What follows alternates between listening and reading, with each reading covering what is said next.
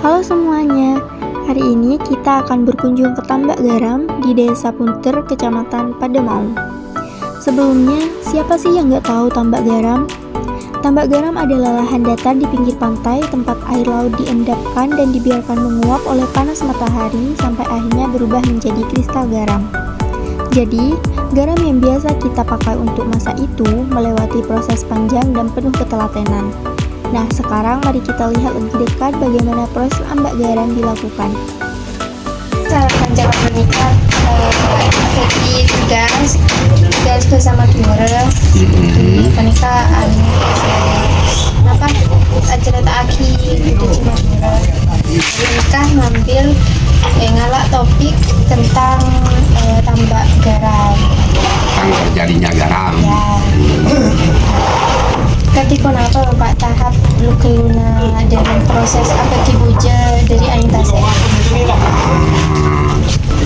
jadi reba sebelum menginjak ke terjadinya proses garam sampai nanti garam kristal, dia memerlukan pertama kali harus ada tanggul air, tanggul bisa canoreng matur bendungan atau waduk. Tujuannya untuk memberi canoreng matur cepat naik suhu kadar garamnya nomor 1.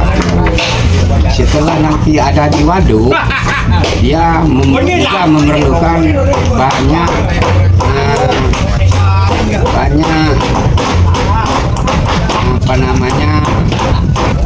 kotak-kotakan. Tujuannya kotak-kotakan itu untuk mempercepat juga prosesnya peningkatan suhu. Masalahnya dari dasar aing dari kasih sesabe ibarat dasarnya suhunya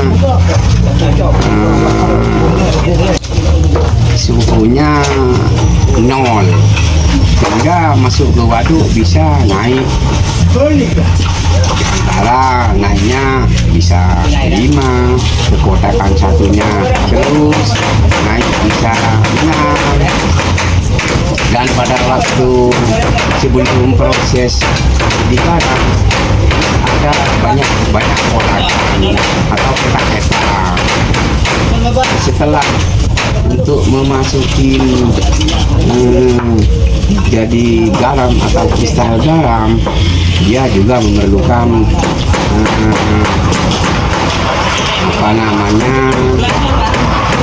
cara-cara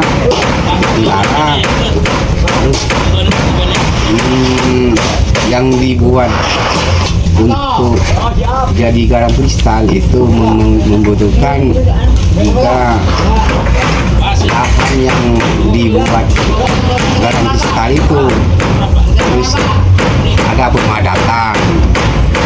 Jadi sebelumnya harus ada kotakan juga, ada kotakan. Nah, setelah itu alatnya untuk memadatan tanah namanya gelidik di bulan itu gitu. Setelah setelah selesai dipadatkan tanah itu, dia juga apakah layak air itu nyampe nanti garam kristal. Di sana ada ukuran atau barometer namanya untuk mengetahui tinggi dan rendahnya suhunya dengan alat itu barometer atau timbangan itu biasanya ada nomornya, nomor 5 sampai nomor 25. Terus kalau nanti udah siap jadi garam kristal, setelah diukur suhunya biasanya pada umumnya di garaman Jumabo, bahwa antara campur-campur Madura bahasa kasar. Biasanya paling sedikit suhunya itu 20 atau 2. Nah, kalau lebih dari itu ya akan jadi garam instan udah. Tapi sebelumnya apa mau pakai atau apa garam alami. Kalau garam alami yang dimaksud garam alami tidak memerlukan politik atau lama, langsung ke tanah, itu dinamai garam alami. Sekarang ini pada umumnya pakai lama atau membran atau polybag. Nah, kalau nanti sudah air suhunya 22, maka sudah disiapkan polybag itu untuk dikasih airnya itu. Nah, itu nanti jadi kalau sudah siap ya akan dituangkan ke polybag itu, sehingga ya bisa nanti jadi garam instan gitu. Ya kalau sudah garam instan yang dikasih itu airnya suhunya udah 25 baru jadi garam. Itu prosesnya garam terjadinya ini cukup itu. Terus apa terus saya evaluasi bisa hasil lagi. Nah, waktu yang bisa menghasilkan garam kristal tergantung yang mengelola. Cuma pada umumnya orang Mundung, orang Jumabo 1 minggu sudah diambil garamnya. Garam itu semakin lama waktunya itu semakin bagus, karena kadar garam itu semakin lama maka semakin tinggi. Ya bisa 10 hari, ya bisa 12 hari, bisa juga 15 hari.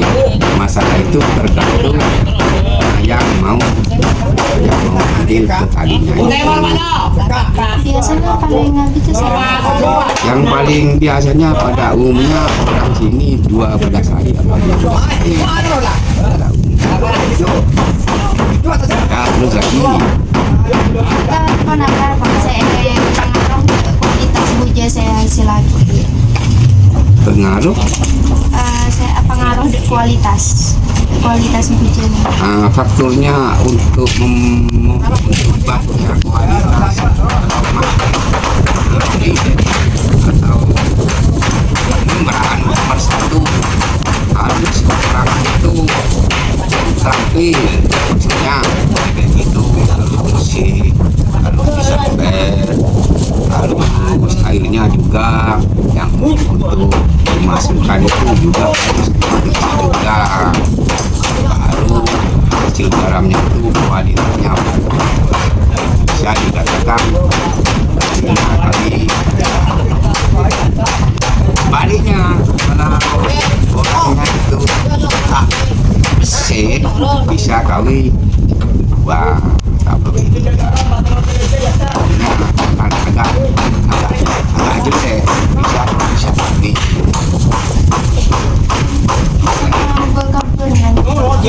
bisa mempengaruhi, jelas mempengaruhi.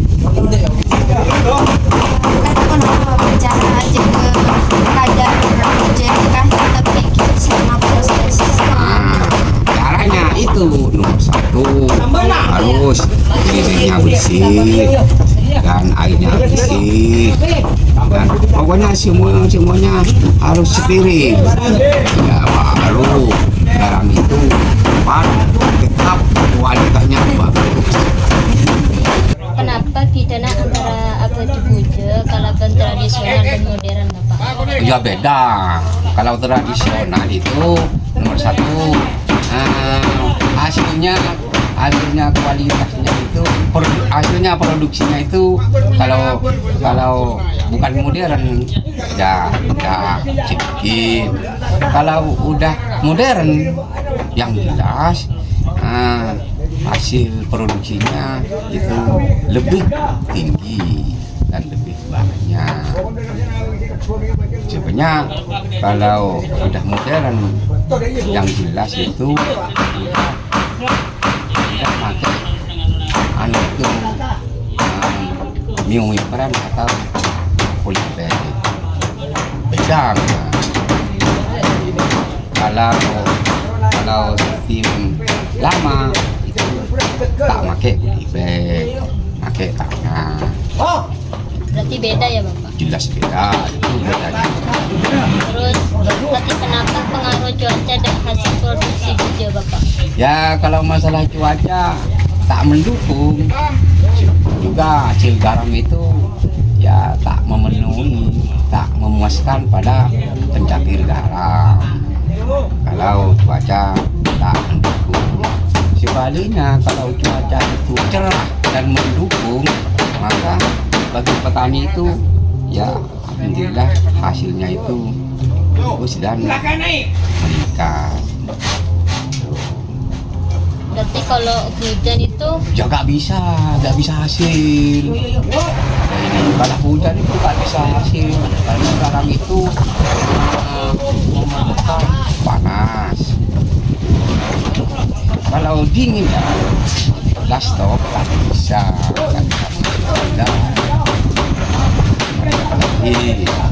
terus langkah kenapa saya lakoni Kak Aku itu jaga kebersihan bangunan buja sebelum acuan Bapak? Ya harus nomor satu, tempat penampungannya itu atau penampungan itu harus iya ya Kak, ini harus bersih ya, karena kalau itu ada kotoran ya juga mempengaruhi jaga kualitas. Kalau penampungan dirawat, insya Allah tetap garam tidak di atau tetap. Terus kenapa kendala sering dihadapi petani garam dalam proses produksi Bapak? Ya kendalanya itu nomor satu, situasi dan kondisi alam. Kendalanya kalau alamnya itu tak mendukung, nah itu petani itu tak menghasilkan ya, malah bisa rugi karena alam itu faktor utama yang mendukung bagi petani garam. Tadi kenapa harapan Bapak terhadap pengembangan industri buja dalam masa sepekan datang? Ya untuk sepekan datang menurut kita insya Allah bagus, karena sekarang garam ini harga tiap hari meningkat naik. Kenapa? Ya karena cuaca mendukung. Masalahnya kalau permintaan banyak, barang itu sedikit, maka yang jelas harga naik. Juga sebaliknya, kalau garam itu banyak, permintaan juga sedikit, maka harga barang banyak, permintaan sedikit, maka harga Makasih Bapak. Amin Bapak nambah. Biasanya ekerem dek Kak Dimak. masalah pengiriman itu membagi kita ya tergantung pasar. Ya kalau saya yang kirim biasanya lokalan dulu, maksudnya kota-kota kasih Gerindu, Susanti, Gerindu, Budiono. Ya kalau harganya cocok, ya kalau nggak cocok terus dikirim di Surabaya. Antaranya Susanti, United, Fiska, bisa juga nanti dikirim ke Lembang, ke Sumatera, karena tergantung harga garam. Gimana garam itu yang paling tinggi Karena petani lebih-lebih pedagang itu kan membutuhkan hasil kan gitu. Kalau hasilnya ada maka dikirim walaupun di mana, baik dikirim secara eceran, baik dikirim ke pabrikan. Kalau eceran itu memang permintaannya sedikit tapi harganya tinggi. Sebaliknya kalau pabrik itu harganya sedang-sedang atau rendah, cuma stoknya itu banyak. Itu bedanya. Bapak sudah lama yang melaku tambak garam. Lama mulai ini apa namanya, titisan dari orang tua saya. Titisan. Sarkasa warisan dari ini saya, mbak saya. Mulai kecil, jadi mulai bapak itu produksi garam, saya juga ngikutin.